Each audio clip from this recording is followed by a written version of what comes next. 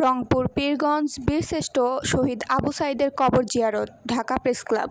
Dhaka press ক্লাবের কেন্দ্রীয় নেতৃবৃন্দ সভাপতি আওরঙ্গজেব কামালের নেতৃত্বে রংপুর পীরগঞ্জ জাফরপাড়া শহীদ আবু সাঈদের বাড়িতে তার কবর জিয়ারত করেন।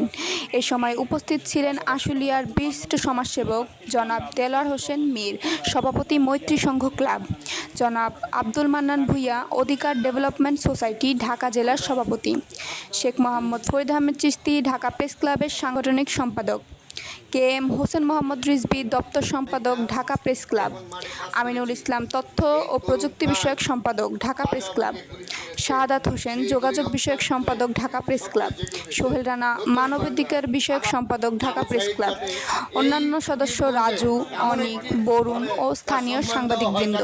এই সময় শহীদ আবু সাঈদের বাবা, বড় ভাই, আত্মীয়স্বজন সকলের উপস্থিতিতে এক বিশেষ মোনাজাত অনুষ্ঠিত হয়। সকলের দাবি, শহীদ আবু সাঈদকে রাষ্ট্রীয় মর্যাদায় সম্মানিত করা হোক।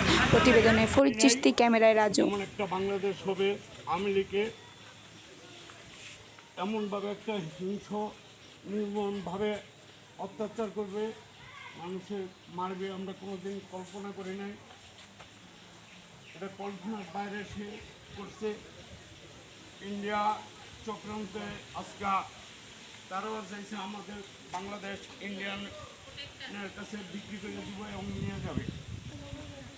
আমি বেশি কথা বলতে পারতাম না, না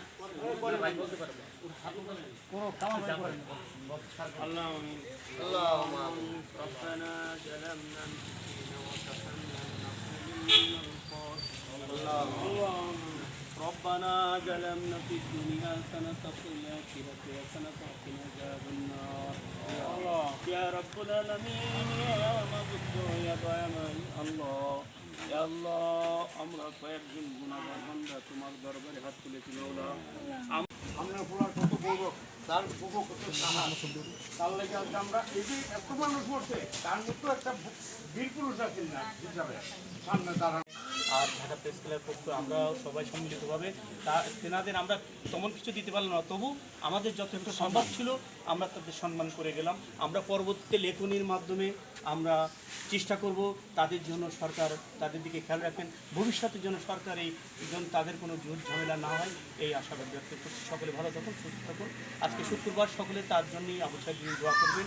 আমিন। আসসালামু আলাইকুম।